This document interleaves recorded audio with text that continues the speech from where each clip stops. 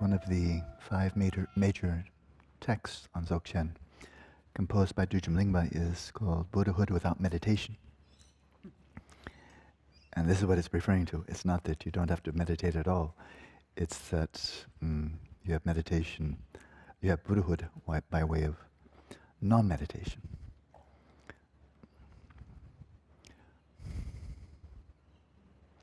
Now, in pretty much every other kind of practice, because all the other practices entail doing something, there are not many ways of not doing. You're either doing or not doing. If you're not doing, there are no varieties. There's no different flavors of it. It's homogeneous. And so in all other kind of practices, I would say probably Buddhist and non-Buddhist, you may be doing them incorrectly. Like in shamatha, you may be falling into laxity or falling into excitation, in which case you modify. You recognize, oh, I'm tipping into an imbalance. Then you restore the balance. You do something.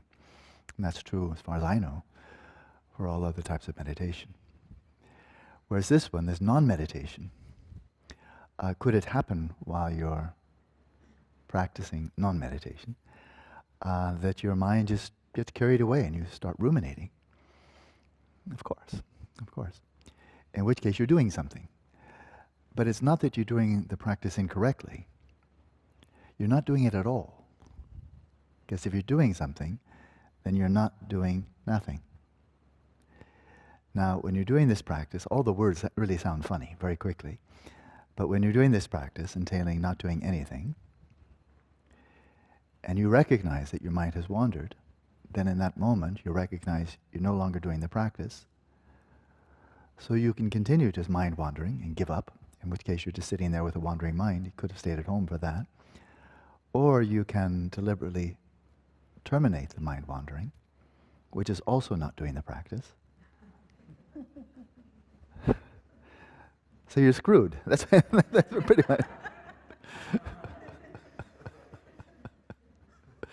This is why it's a really good idea to achieve shamatha before you go here. Then you just stop doing it, you stop doing anything, and you do it homogeneously. And then you don't need to fix it and then be in that catch-22 type of situation. Yeah, so there is no such thing as doing this practice better or fixing it or modifying it. Because as soon as you are activating the mind of a sentient being, you're no longer doing this practice. Yeah. So His Holiness commented, I can't quote him verbatim, but His Holiness commented that this simple not doing is the easiest way, the most straightforward, easiest, simplest way to manifest Dharmakaya, to have Dharmakaya really be revealed. There's the word, mumbargyua, for the Dharmakaya, your Buddha nature, your pristine awareness, to reveal itself when you're not doing anything at all. He made this statement during the first public teaching on Dzogchen that I ever heard him give. It was in 1990 in California.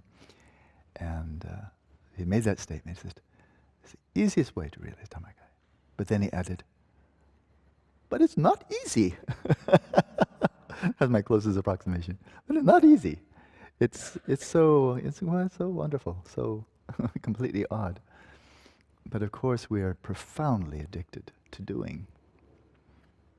And this century, oh my goodness, more addicted than ever before in history to doing. So finally, by resting realization, it's only through the deactivation of the mind, realization of Rigpa actually arises. As long as you're activating the mind or meditating from the perspective of the mind, that obscures Rigpa. So this is a ubiquitous truth or theme within Buddhism, and that is, especially for all of Indo-Tibetan, that is the whole current of Indian Buddhism from the Vaibhashika, the Sautrantika, Chittamatra, Madhyamaka, Mahamudra, Dzogchen, and so forth. The theme of there being two truths is ubiquitous, right?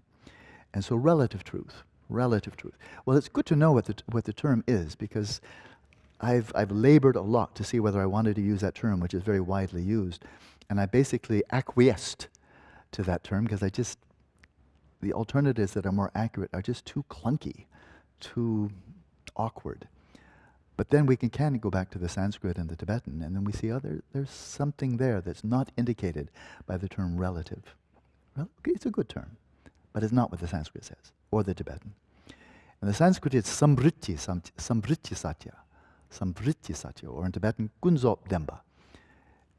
So, and Tibetan were really, generally very literal in their translations. So, samvriti satya, kunzop demba. They nailed it, just piece by piece. Kun, so I'll deal with the language I'm more familiar with. Kun means totally. Zop means to obscure, to veil. And demba means a truth or a reality. It means both, truth, reality.